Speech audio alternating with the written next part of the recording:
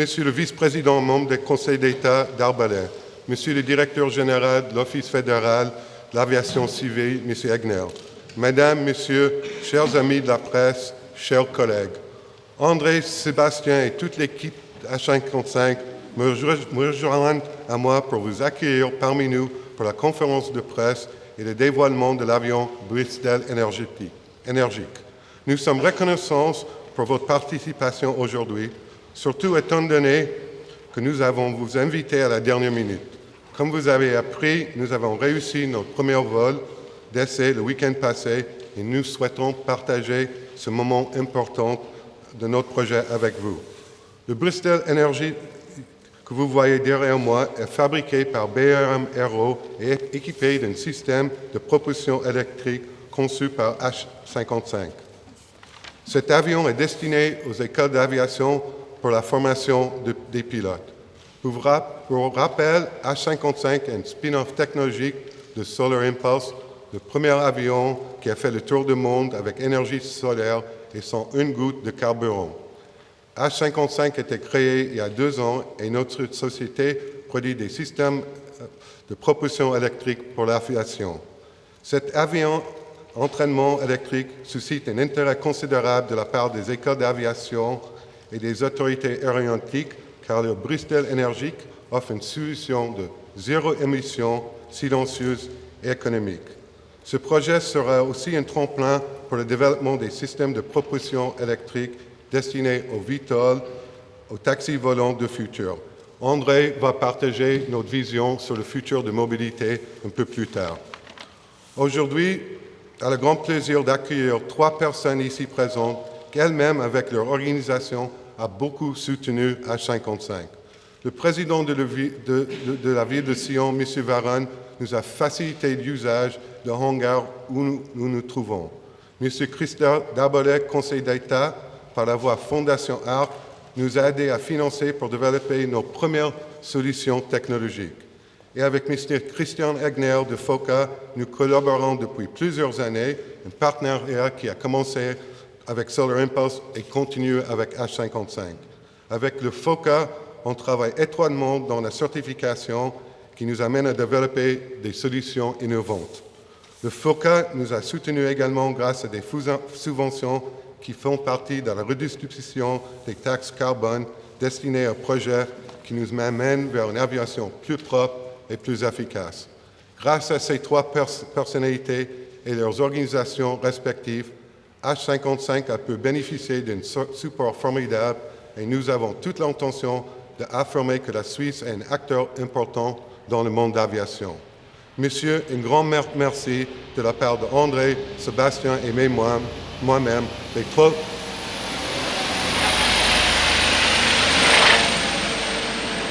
Beaucoup trop de bruit.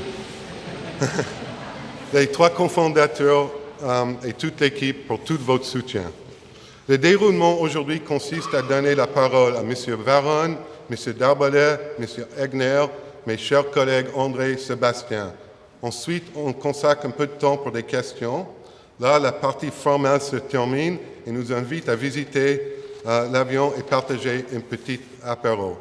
Pour nos amis de la presse, André, Sébastien et moi-même sont disponibles pour des entretiens. Aussi, pour la presse, tout peut être filmé, enregistré, distribué, posté. Alors, si vous êtes d'accord avec ce programme, j'invite M. Philippe Varane, président de la ville de Sion, à me rejoindre sur scène.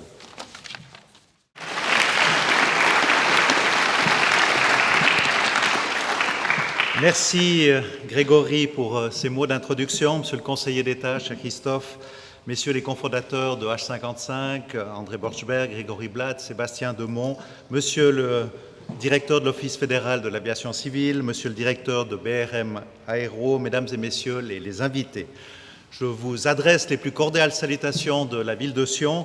C'est vraiment un grand plaisir pour nous de nous associer à cet événement et de vivre un moment unique de l'histoire mondiale de l'aviation. N'ayons pas peur des mots.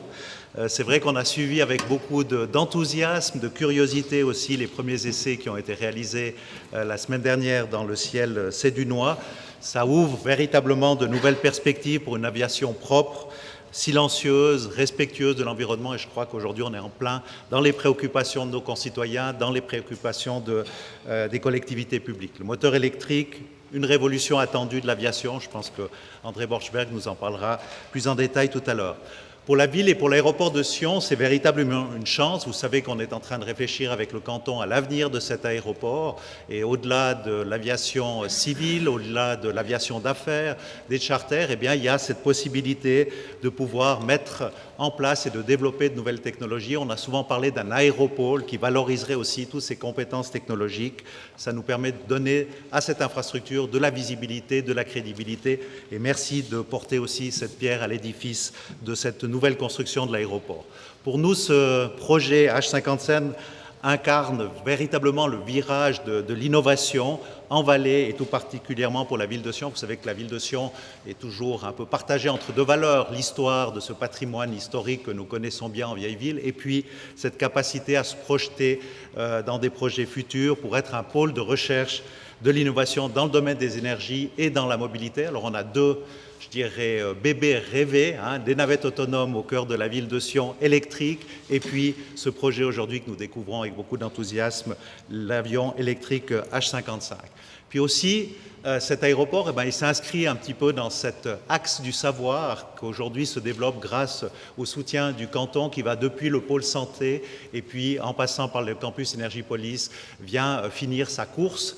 Aujourd'hui, elle débute ici dans le cadre de l'aéroport avec une mutation économique, de nouvelles entreprises, des startups. C'est aussi important. La ville de Sion avec l'État investit beaucoup dans la formation et on est au bout de cette boucle vertueuse qui fait qu'à la fin, on a des projets technologiques qui voient le jour, des emplois qui sont créés et puis ça permet pour la ville de pouvoir poursuivre ses investissements. Donc nous sommes vraiment persuadés que ce terreau est très favorable pour une aventure comme celle de H55. Je vais laisser la vedette au projet H55 et ne pas être plus long. Vous remercier de votre présence, vous remercier de votre intérêt et longue vie à H55.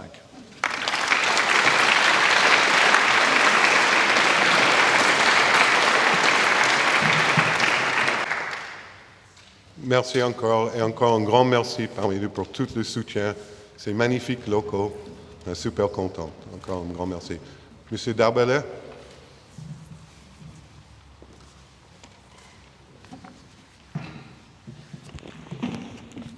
Bien, Monsieur le Président de la Ville, mais surtout cher André, cher Sébastien et cher Grégory, c'est un immense honneur et une immense joie de pouvoir participer à cet événement exceptionnel. On parle beaucoup d'innovation. L'innovation est partout, elle est dans les start-up, dans des domaines d'activité économique assez traditionnels, mais elle est aussi là. Nous étions nombreux il y a quelques années à rêver, en suivant tes exploits avec Bertrand dans Solar Impulse.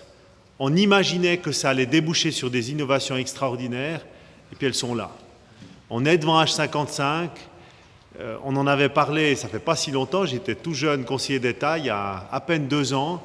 On avait mangé ensemble à l'aéroport, tu étais venu en hélicoptère parce que c'est à peu près le seul moyen de locomotion que tu connaisses à part ton vélo.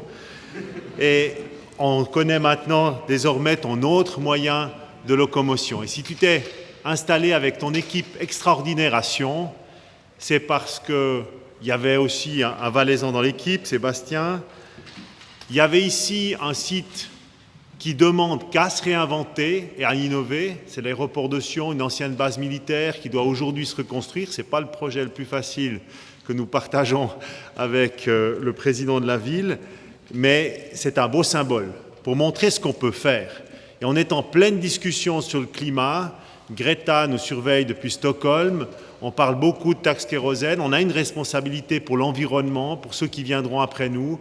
Et par conséquent, l'électrification de l'aviation, je pense que c'est vraiment quelque chose d'exceptionnellement important. Et on est ici avec le prototype qui pourra donner ces technologies à des avions qui auront un petit peu plus que de place. Mais cette technologie, elle est disponible aussi pour des aéronefs de taille beaucoup plus importante. Alors si vous êtes en Valais, c'est aussi parce qu'il y a un écosystème qui permet cette innovation. On est tout proche du campus qu'on est en train de construire, qui est la plus grande antenne de l'EPFL, une des meilleures écoles du monde, en dehors de Lausanne et Cublan. Et puis, ce lien avec la HES, avec une haute école spécialisée, beaucoup plus orientée sur la pratique, eh bien c'est unique et c'est à Sion. Alors, dans différents domaines, je crois qu'on peut offrir beaucoup de compétences dans les domaines des sciences de la vie, dans les domaines des sciences de l'environnement, technologie, information et communication. Et je pense que c'est aussi pour ça que le Valais est en train de se repositionner et de se réinventer dans le XXIe siècle avec toutes ces technologies et d'avoir un si beau symbole que cet avion électrique, eh bien, on ne pouvait pas rêver mieux. Et ça, souvent, quand on parle de l'innovation, quand on va visiter les laboratoires de celui qui est en train de révolutionner les cellules photovoltaïques, Naseeruddin, un professeur indien, si on va dans les laboratoires de Wendy Quinn, qui est venue des États-Unis, qui est aujourd'hui une des professeurs de Sion de l'EPFL les plus publiés au niveau international, eh bien, on a de la peine parfois à comprendre ce qu'est l'innovation. Ici, tout le monde comprend. Pratiquement pas de bruit, pas de pollution, quelque chose d'assez extraordinaire et on se réjouit beaucoup de suivre tout ça. D'ailleurs, on n'est pas les seuls à avoir vu l'opportunité, puisque le World Economic Forum vous a désigné comme une des entreprises les plus prometteuses au niveau mondial, les plus capables de révolutionner l'industrie qui vous occupe, et puis aussi le magazine Bilan qui vous a mis comme le top 100 des entreprises ou des startups les plus prometteuses. Donc ici, vous dessinez, et on se réjouit beaucoup d'y contribuer un tout petit peu avec un soutien à l'innovation au travers de la Fondation ZIARC, au travers de petites choses qu'on peut faire à notre niveau avec la ville et avec le canton, eh bien de participer un tout petit peu à cette révolution technologique qui est aussi une révolution écologique. Et je crois que la meilleure réponse à toutes les thématiques environnementales qu'on discute, eh bien c'est aussi la technologie, c'est aussi la formation, la recherche et l'innovation. Et on se réjouit beaucoup de pouvoir, à notre petite mesure, y contribuer. Merci beaucoup, André, et toute ton équipe pour ce que tu apportes.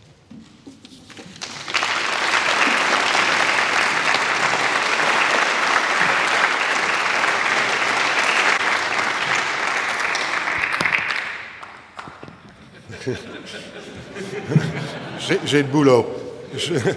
Merci, M. Darbolet. Je peux juste reconfirmer, autant d'une jeune entreprise qui est établie en Valais.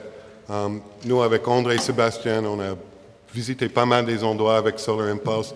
Et ce qu'on apprécie, deux choses, c'est l'accessibilité et le positive we can do attitude ici. Et vraiment, c'était super pour un projet comme nous, et un grand merci. Ensuite, M. Christian Egner, comme je vous ai dit tout à l'heure, FOCA, l'Office fédéral de l'aviation civile, est un partenariat très important pour nous, une relation qui a commencé depuis longue date, qui continue, qui nous soutient dans plusieurs aspects. C'est vraiment un partenariat qui nous a amené une année pour certifier, pour avoir notre permis de vol.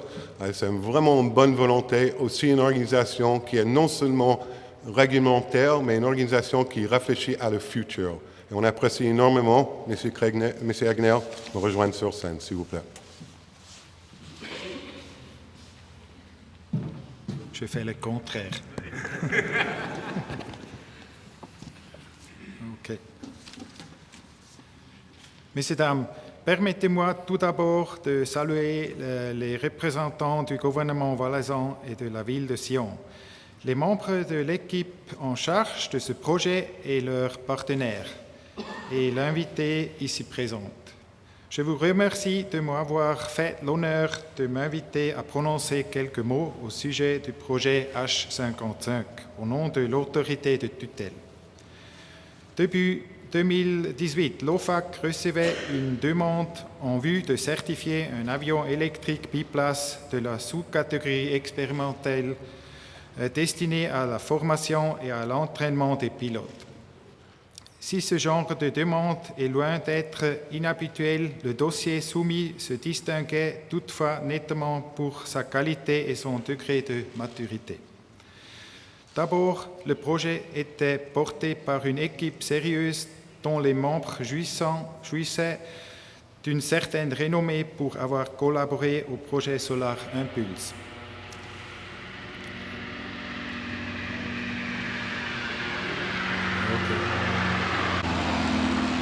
Ensuite, le dossier précisait les étapes du projet, dont notamment la certification d'un prototype en tant qu'aéronef de la sous-catégorie expérimentale. À notre grande satisfaction, un calendrier réaliste avait même déjà été établi. La mention que l'avion serait dans la mesure du possible construit en application des normes les plus récentes de l'AESA acheva de confirmer notre première impression. Nous n'avions pas affaire à des amateurs.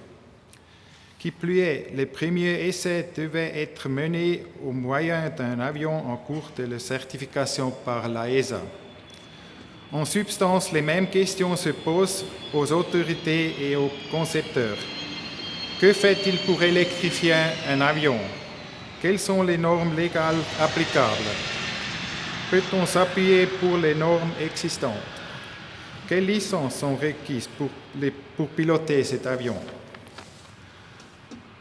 Pour sa simplicité, la législation suisse offre passablement de liberté pour les aéronefs expérimentaux, à condition, comme c'est à règle dans l'aviation, d'obéir aux impératifs de sécurité. Une protection maximale doit être garantie aux citoyens. À cet effet, le dispositif de sécurité mis en place comprend plusieurs niveaux qui dépassent la simple sécurité technique. Pour les premiers vols, par exemple, l'avion dont l'autorisation de vol vient d'être délivrée a l'interdiction de survoler la ville de Sion au décollage et à l'atterrissage et ne peut circuler que lorsque les conditions météorologiques sont idéales. À l'étranger, on construit et on teste également des avions à propulsion électrique. Grâce aux bonnes relations que l'OFAC entretient avec l'AESA, nous disposons d'un vaste réseau d'interlocuteurs avec lesquels nous communiquons activement. Notre collaboration au sein du projet européen de certification des avions à propulsion électrique nous permet de connaître en amont les normes qui s'appliqueront ultérieurement. Les projets nationaux en profitent, en cela permettent de jeter les bases d'une certification européenne de la technologie. Nombre de coûteux essais de certification et nombre de démonstrations ont déjà été réalisés à l'identique. Nous avons eu énormément le plaisir de collaborer avec H55 sur ce projet. Nous avons essayé de laisser nos habits de bureaucrates au vestiaire, tandis que les constructeurs ont toujours fait preuve de compréhension envers nos objets concernant tel ou tel aspect du projet. Il en a résulté une communication empreinte de franchise et l'établissement d'une relation de confiance. Après tout, ce projet bénéficie aussi de l'autorité de surveillance. Un avion à propulsion électrique est tout aussi nouveau pour nous et comporte de nombreuses inconnues. Il y a donc beaucoup à apprendre d'un projet de cette dimension.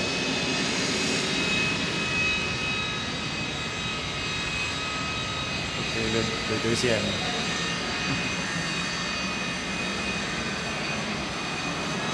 Par expérience, il est rare dans ce genre de projet que tout se passe comme prévu. Je me souviens par exemple des discussions qui portaient au départ sur 3 questions.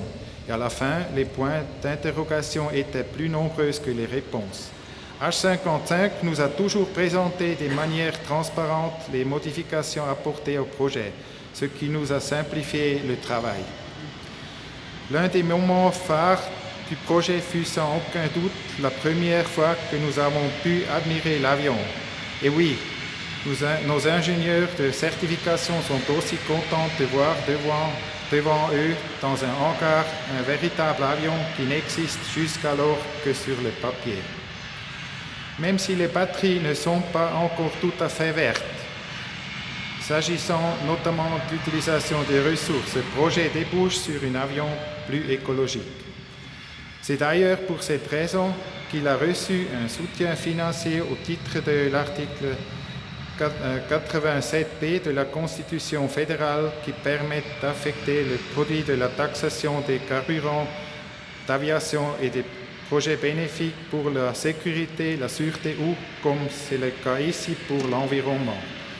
Ce projet démontre que la Suisse possède une ressource inestimable. des cerveaux animés d'une grande volonté d'innover. Je termine ici en vous félicitant pour tout ce que vous avez accompli à ce jour et en vous remerciant de votre coopération. Bon vol et many happy landings. Merci beaucoup.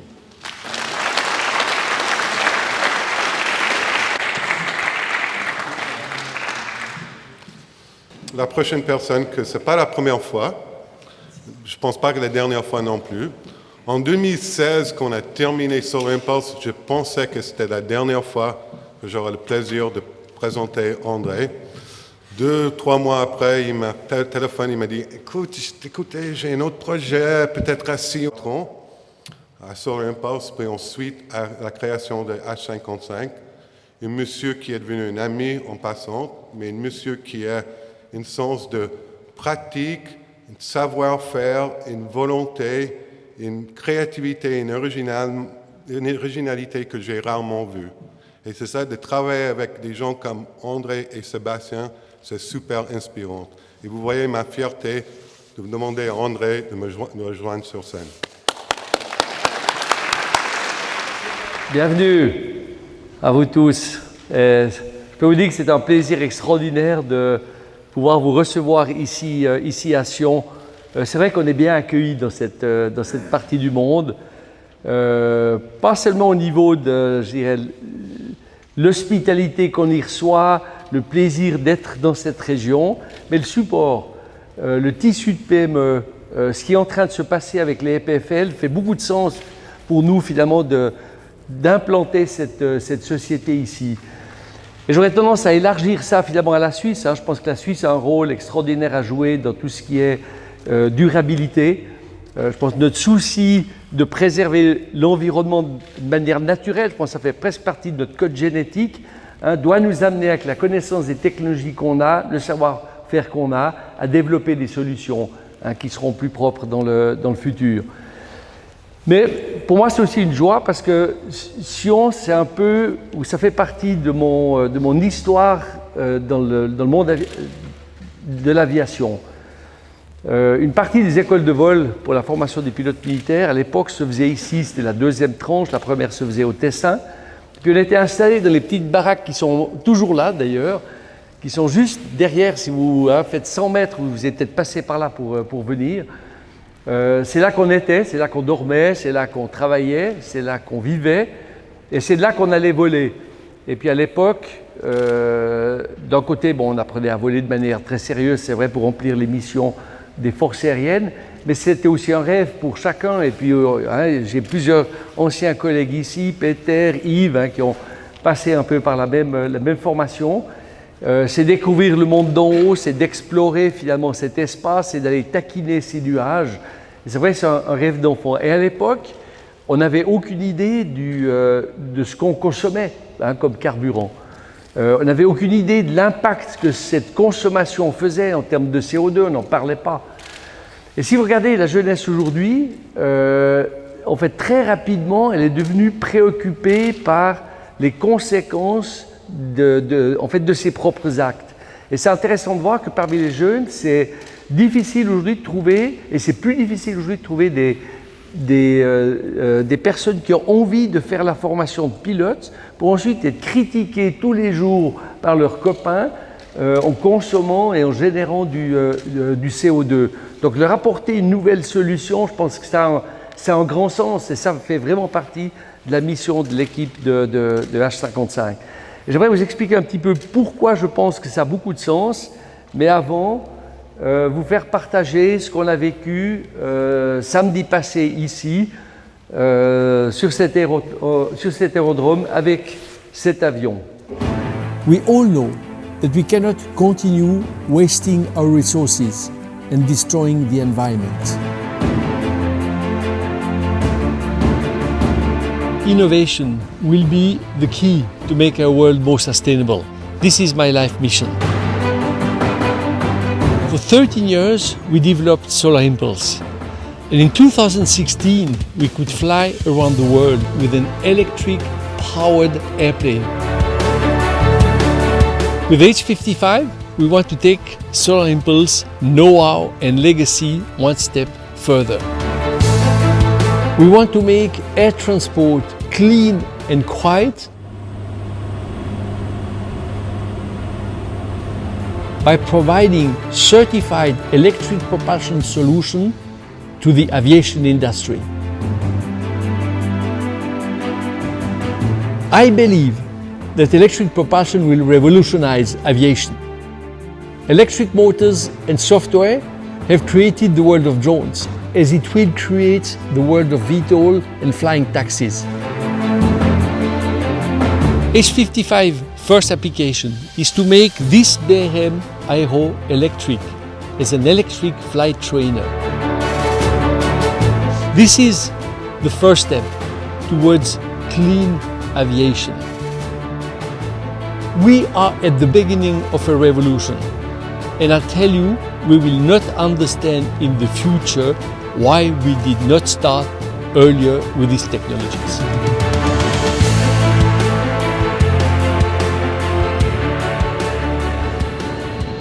You know, this is the sound of the past. This is what we'll have in museum very soon.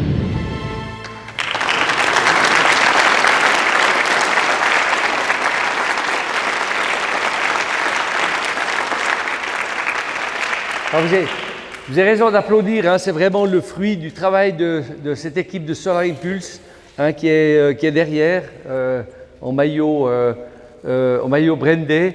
Et c'est vrai que c'est un travail d'équipe. Chaque maillon est clé et je pense qu'on a un état d'esprit extraordinaire. Ça nous a permis de voler finalement cet avion en une année. On peut dire, Christian, que c'est impressionnant de la vitesse à laquelle les choses se sont déroulées, parce que c'est vraiment difficile de mettre une nouvelle technologie en l'air. Et j'aimerais revenir en fait à l'époque où on commençait à réfléchir avec Bertrand au projet Solar Impulse. Là, on était déjà en 2011 quand on avait fait le vol sur le Bourget. 4 années auparavant, c'est 2007, on avait présenté la première maquette au Salon du Bourget aussi. Et je peux vous dire que tout le monde pensait qu'on était fou puis qu'on n'arriverait jamais. Et ce qui était intéressant aussi de noter, c'est que les remarques qu'on avait, c'était de dire ah ben tiens, la propulsion électrique, c'est intéressant, mais ça a vraiment aucun futur dans l'aviation. Et aujourd'hui, je pense que les perspectives, elles ont changé. On n'est peut-être pas à 100% en train de penser qu'on va vers cette révolution, mais le nombre de personnes qui y croient s'agrandit. Et j'aimerais juste vous présenter pourquoi finalement ça va devenir une évidence. Si vous regardez simplement ces nouvelles technologies au travers des drones qu'on connaît bien, hein, pour quelques centaines de francs, vous avez un petit appareil avec ses 4 moteurs. En fait, il est plus stable dans les turbulences et le vent que cet hélicoptère qui coûte plusieurs millions. Simplement parce que le moteur électrique réagit immédiatement et il est facile à contrôler. Hein, c'est du software, donc c'est vrai qu'il faut le certifier, ça va être le défi, mais ça marche vraiment bien et c'est extraordinaire. Et on a ici des spécialistes, hein, Jean-Christophe de drones. C'est extraordinaire ce qu'on peut faire avec ça, avec un budget extraordinairement faible. L'efficacité d'un moteur électrique, elle est proche de 100%, donc vous n'avez pratiquement pas de perte. Hein, si vous utilisez encore une voiture à combustion, 2 litres sur 3 que vous mettez dans votre réservoir d'essence, c'est perdu. Hein, ça va en chaleur, ça ne va pas en propulsion, ce qui n'est pas le cas du moteur électrique. Donc on va devoir venir fondamentalement, si on est un tout petit peu intelligent, vers cette technologie-là. Alors bon, on sait que c'est propre, il faut que toute la chaîne soit propre, on y viendra tout à l'heure, mais au moins, si l'utilisateur l'est, ça facilite déjà les choses. Ensuite, il y a très peu de pièces, hein, sur ces technologies. C'est en fait la même situation dans les voitures. Vous n'avez pas d'usure, vous avez très peu d'obsolescence. Hein. Donc une voiture qui faisait 100 000 km, elle pourra en faire 1 million. Ça change tout le modèle d'affaires des fabricants. Ils doivent s'y adapter, peut-être pour ça qu'ils freinent. Mais au lieu d'avoir une revision complète du moteur après 2000 heures, ça sera peut-être 20 000 heures. Donc là aussi, finalement, hein, il y a une motivation économique fondamentale. Et finalement, ça permet de réaliser des objets différents. Le fait qu'il n'y ait pas de maintenance sur un moteur, ça vous permet d'en mettre 1, 2, 5, 10, 20 ou 30, ce qui n'est pas le cas de moteur à combustion. Hein, vous doublez le nombre de moteurs, vous doublez la maintenance. Vous la quadruplez, vous quadruplez la maintenance. Donc vous avez immédiatement une limite. Donc ça vous permet de penser différemment. Ça vous permet de venir avec des nouveaux concepts. Et je pense que c'est ça qui est motivant finalement avec cette technologie-là. Simplement remplacer le moteur à combustion par le moteur électrique, c'est une première étape pour apprendre, mais ce n'est pas le but ultime. Alors, la perspective que l'on a, en tout cas que j'ai, je pense que l'équipe a dans sa totalité, c'est de dire que cette première étape, c'est aujourd'hui. Hein, c'est dans les aéroclubs dans 2 ans, mais c'est là. Donc on n'a pas besoin de l'attendre. Ce qui viendra ensuite, c'est tout ce monde dont vous entendez parler, je pense, dans les médias, de taxis volants, de VTOL, de nouveaux moyens de transport urbains. On y viendra tout à l'heure. Et ça représente un potentiel important. Alors, est-ce que c'est 5 ans? Est-ce que ça va être 6? C'est vrai que les concepts existent. Ils ne sont pas encore autorisés, ils ne sont pas encore certifiés. Ça va prendre un peu de temps pour y arriver. Mais la technologie est là. Et ensuite, finalement, des avions qui vous permettent d'aller d'une ville à l'autre, d'abord pour des distances relativement courtes.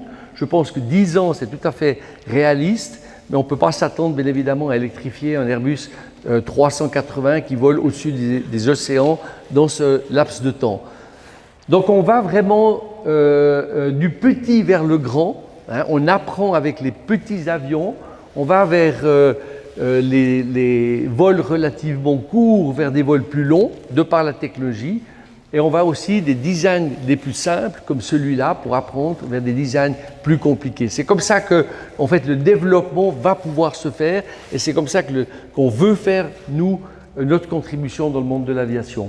Si vous regardez simplement les coûts en opération, la consommation de cet avion-là, et là vous avez l'énergie et la maintenance, c'est les 2 facteurs clés pour quelqu'un qui vole avec ça. Vous comparez ça avec un Rotax, c'est un petit avion à combustion, un petit moteur à combustion, vous le comparez à un moteur un petit peu plus sophistiqué. Donc on voit je dirais, le niveau de relation, donc c'est extraordinairement motivant, non seulement en termes de pollution, de réduction de pollution, mais en termes économiques. Alors aujourd'hui, peut-être un petit peu plus cher à l'achat parce qu'on n'a pas encore des grands volumes, mais sur l'ensemble de la vie de l'avion, on est déjà meilleur marché avec des perspectives qui sont super attirantes. Alors, qu'est-ce qui nous freine là-dedans? Alors, donc, d'un côté, on a des technologies qui sont là, elles sont disponibles, on peut les utiliser, les batteries, les moteurs, etc. De l'autre côté, on a un marché, on a la volonté d'utiliser quelque chose qui fait moins de bruit, qui soit plus efficient, qui est plus économique. Et on a 2 facteurs qui nous limitent. Alors, un, c'est bien connu, c'est le facteur des batteries, mais ça ne nous empêche pas de faire déjà beaucoup d'applications. Donc ça nous empêche de faire un 380 comme je l'ai dit tout à l'heure, mais ça nous permet déjà finalement de réaliser cette chose-là. Et ça va s'améliorer, on le verra tout à l'heure, mais c'est quand même un facteur qui nous ralentit en fait d'une certaine manière. Et la deuxième, c'est la certification. Donc c'est pas une critique, Christian, de l'OFAC, mais vous voyez la difficulté que les Américains ont avec le 737 MAX, où ils ont pris un raccourci dans le processus de certification. Finalement, ils n'ont pas dit exactement ce qu'ils étaient en train de faire. On a vu la conséquence, on a eu 2 avions qui se sont crashés et on doit reprendre finalement tout le processus de vérification de la fiabilité de l'avion de A à Z. La certification, c'est ça, c'est s'assurer que c'est fiable, c'est s'assurer que ça ne crée pas de risques sur l'utilisateur. Et le passage entre le monde de l'innovation que l'on a aujourd'hui avec toutes ces idées extraordinaires de taxis volants au monde de l'aviation où on veut être sûr que l'on a quelque chose qui soit fiable, le passage d'un monde à l'autre est difficile et c'est là où on voit finalement au sein de H55 un rôle à jouer. L'expérience de Solar Impulse où l'on a été forcé de penser de manière très innovante, mais avec la nécessité également d'obtenir cette certification pour être capable de voler sur les villes comme on l'a fait à Shanghai, à New York, etc. Et notre rôle finalement, c'est de faire le pont finalement entre ce monde de l'innovation et ce monde de la certification avec des solutions que l'on teste sur les avions. Alors ces batteries, elles sont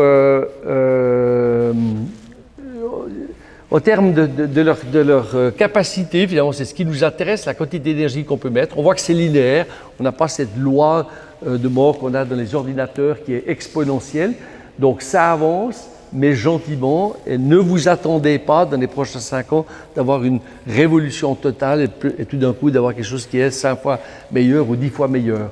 Hein, donc on est tenu à ça, et je dirais que c'est ce qui nous ralentit. Par contre, la bonne nouvelle, c'est que le coût de cette technologie diminue beaucoup plus vite que prévu, parce que l'industrie automobile s'y met, l'industrie automobile investit énormément d'argent là-dedans, et ça réduit en fait le coût de ces batteries de manière plus forte. Donc on peut les changer fréquemment sans que c'est un grand impact sur le coût de l'avion.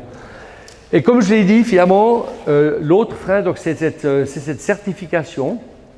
Et c'est de s'assurer que finalement un nouveau design comme celui-là, c'est un petit avion qui peut décoller verticalement, c'est relativement facile finalement à concevoir aujourd'hui. Hein. Vous achetez des technologies que vous trouvez sur le marché, des moteurs électriques, des batteries, vous construisez une petite maquette d'abord, une plus grande ensuite, vous la faites voler avec une télécommande, vous allez vous abîmer 2-3 fois, mais vous allez y arriver. Mais passer en fait de cette maquette qui vole à quelque chose dans lequel vous pouvez mettre 5 personnes à bord et traverser la ville de Paris ou la ville de Los Angeles sans risque d'accident, c'est ça la difficulté. Et je pense qu'en termes d'investissement, on pourrait dire que 5 représentent la première étape pour faire voler ça et 95 ensuite pour vraiment avoir ce label et être autorisé à prendre des passagers à bord. Et donc, notre rôle, c'est faire ce pont finalement entre ces deux mondes, ce monde de l'innovation qu'on voit dans ces VTOL et ces technologies qui permettent de faire voler ces avions de manière électrique. Et pour nous, la meilleure manière finalement de démarrer, et c'est un peu notre stratégie, c'est justement d'utiliser des avions existants. On sait que ces avions volent, donc on n'a pas de question finalement sur le fait qu'ils sont capables de décoller, s'ils sont stables, s'ils vont atterrir. Et de les électrifier permet de tester en vol de manière systématique le fonctionnement, la fiabilité de cette technologie. Et en plus, on a une application, j'y reviendrai tout à l'heure, on a une application qui est extraordinaire. Hein, ces avions qui font des tours de piste, font beaucoup de bruit, ça crée beaucoup de nuisances auprès des riverains. Donc il y a une forte pression, il y a, je crois, pas mal de monde ici qui représente les associations de riverains. Il y a une forte pression maintenant sur les aérodromes pour modifier et réduire l'impact de l'aviation sur son environnement. Et c'est vrai que dans une deuxième partie, ce qui nous intéresse, c'est ces développements de nouveaux concepts, ces taxis volants, l'utilisation de la troisième dimension dans le transport urbain. Alors ce premier avion, il nous plaît beaucoup. On a trouvé une entreprise tchèque qui a une usine proche de Prague, qui est assez extraordinaire au point de vue qualité. Il vole très bien, il est très solide. Aujourd'hui, vous avez quelques avions électriques déjà dans la formation, mais c'est dans l'ultra léger. Donc ça ne permet pas vraiment de former les pilotes comme on aimerait le faire. Et donc cet avion est vraiment, vraiment là pour ça. C'est un avion qui est fabriqué en aluminium, il est longue durée de vie, il n'est pas très cher. Il est donc économique pour ces écoles. Donc ça nous a beaucoup plu, c'est pour ça que c'était notre premier choix et c'est la première collaboration finalement qu'on développe avec. Vous parlez encore un petit peu plus en détail de comment nous avons électrifié cet avion-là et puis il va nous faire peut-être une petite surprise. Merci.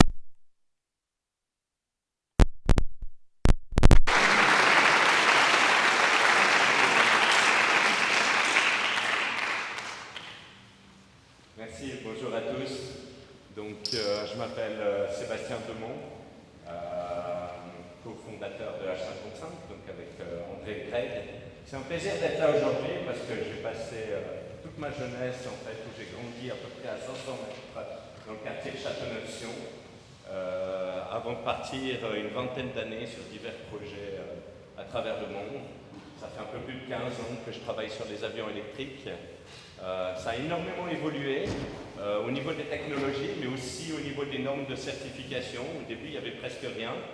Il fallait juste inventer quelque chose et essayer de prouver que c'était une technologie en fait qui n'était pas dangereuse et puis qu'il n'y avait pas de risque. Maintenant, il y a beaucoup de normes qui sortent, que ce soit aux États-Unis, que ce soit en Europe. Faut se mettre à la page, faut essayer de les suivre. Des fois, on est d'accord avec, des fois pas. Ça fait partie du jeu, mais c'est extrêmement intéressant aussi et un beau challenge en fait de devoir respecter certaines normes qui ont été définies ces dernières années. Je vais vous parler un peu de cet avion. Donc, cet avion, en fait, normalement, il a un moteur de 100 chevaux dedans, un moteur de 100 chevaux. Pour dire à peu près ce que ça pèse dans l'aviation, ça fait 100 kg. C'est une loi à peu près. C'est une loi à peu près universelle, un moteur de 200 chevaux fera 200 kg. Là, on a un moteur de 120 chevaux qui fait 20 kg devant. Ça nous a permis en fait de mettre des batteries, parce que le désavantage qu'on a, c'est vraiment les batteries. Donc si on voit un petit peu, je ne veux pas aller trop dans la technique non plus, vous montrer comment on a conçu cet avion. Donc on a une partie des batteries dans l'aile gauche, une partie des batteries dans l'aile droite. Donc on a dû modifier en fait ces ailes pour accueillir ces nouveaux systèmes de batteries. Une partie des batteries qui est emmenée, plus le reste du système de propulsion, c'est-à-dire moteur, électronique, système de refroidissement.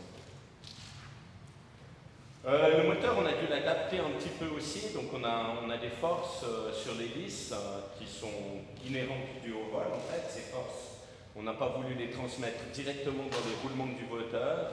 On s'était fixé comme objectif, juste parce qu'on peut en fait, d'avoir 5000 heures en fait, avant de faire ce qu'on appelle une révision du moteur. C'est pas très compliqué pour un moteur électrique. Les moteurs à combustion ont 2000 heures. On s'est dit on va mettre 5000 pour commencer. Juste en fait pour mettre un peu plus haut puis que c'est pas dur à faire. Les batteries, ça c'est le gros challenge. Donc on a 4000 batteries. On a changé de technologie par rapport à la technologie Solar Impulse. Donc on a 4000 de ces petites cellules vertes qu'on voit là à l'intérieur qui sont distribuées à l'intérieur de cet avion. Pourquoi cette technologie? Déjà de 1, on fabrique des systèmes de propulsion, on n'est pas des avions comme ça. Donc on voulait en fait, en fonction des avions, avoir un système modulaire. On puisse mettre plus de batterie dans les ailes, plus dans le nez, plus dans la queue, etc.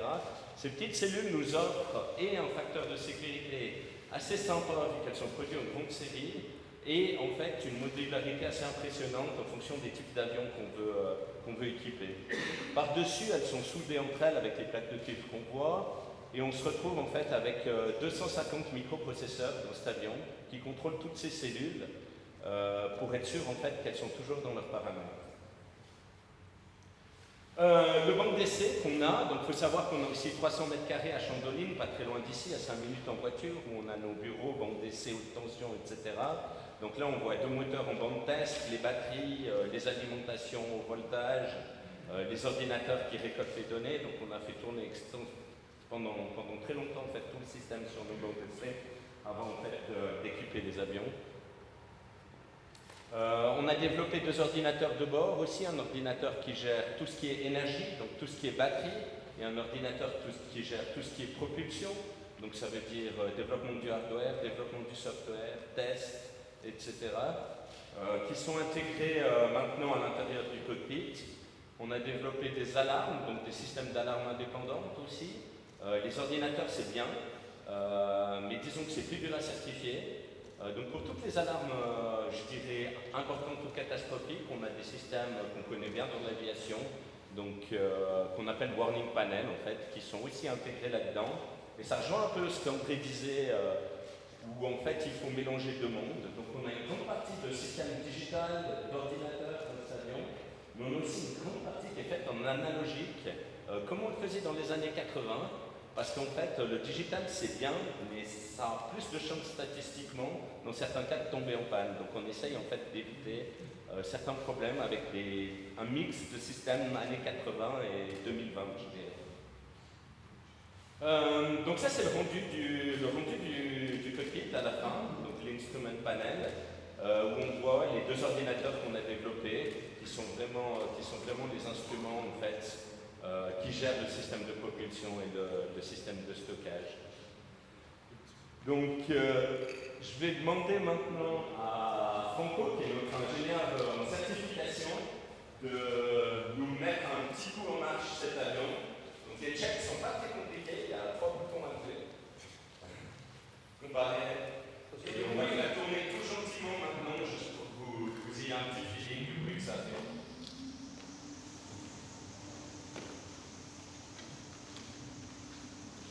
Le principe, c'est d'aller au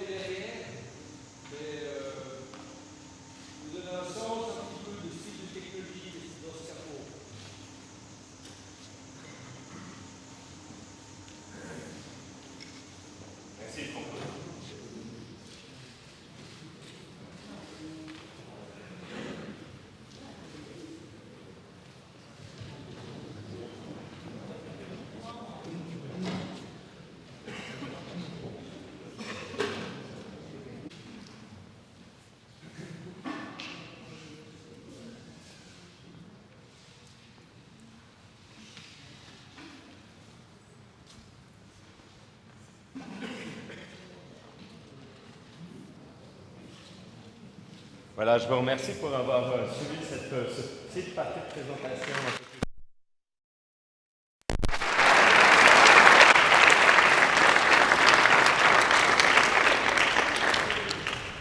Seb nous a rejoint quand on a vraiment démarré le projet avec Bertrand, c'était tout début 2004, fin 2003, début 2004. C'était occupé du développement de la propulsion électrique du premier avion, du deuxième avion. Je m'étais dit à l'époque, parce que Seb c'est vraiment un gars extraordinaire, capable d'être très conceptuel, réfléchir à une architecture, mais après simplement bricoler quelque chose, descendre à la télé, voir que ça marche, comprendre ce qu'il faut modifier. Et je m'étais dit à l'époque, ah ben, si je fais un projet comme ça, c'est avec lui que je vais le faire. Et c'est intéressant quand on se projette une vision, une envie, finalement elle se réalisait.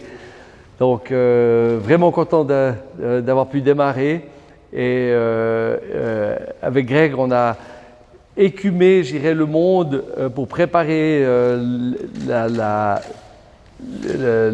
notre venue dans les différents pays.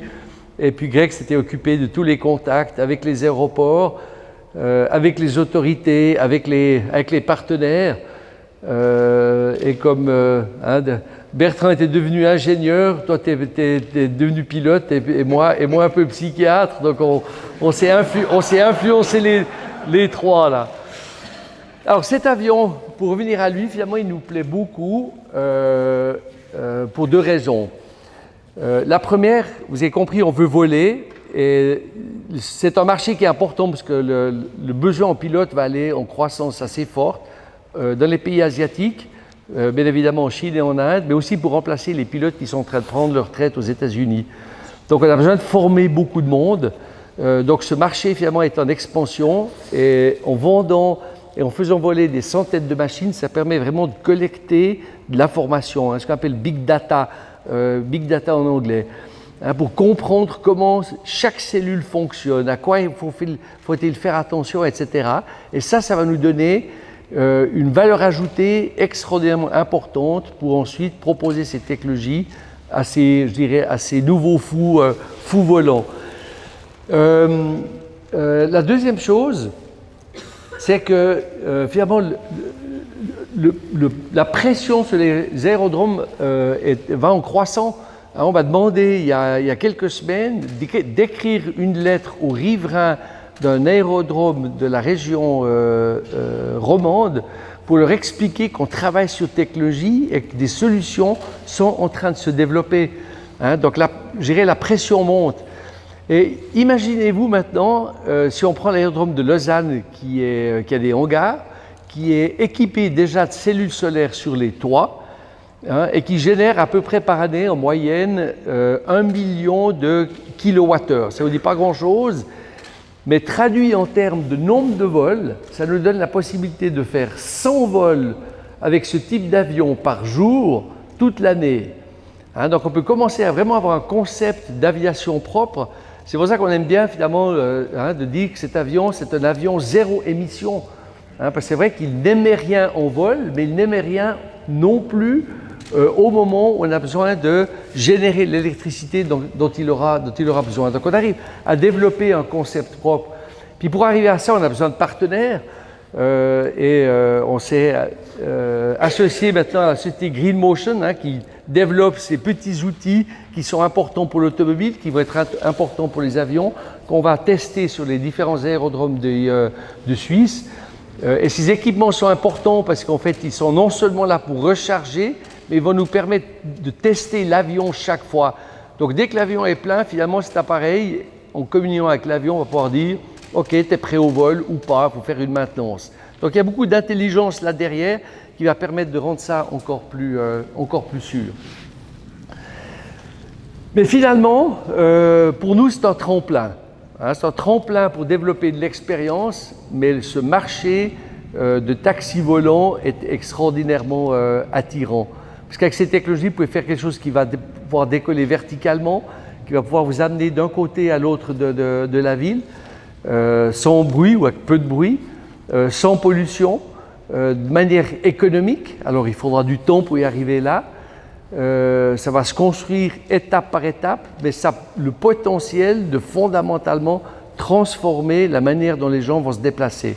Donc si au sol, on a des voitures autonomes électriques propres, des trottinettes électriques, si on les veut, on les aura peut-être pas partout, des moyens d'utiliser donc un transport urbain aussi électrique et propre, c'est vrai que pour les mégapoles, où on a 10, 15, 20 millions d'habitants, je pense qu'on va vers quelque chose de complètement nouveau.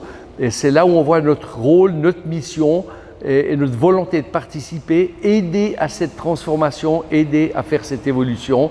Je pense que c'est vraiment la motivation de toute l'équipe de H55.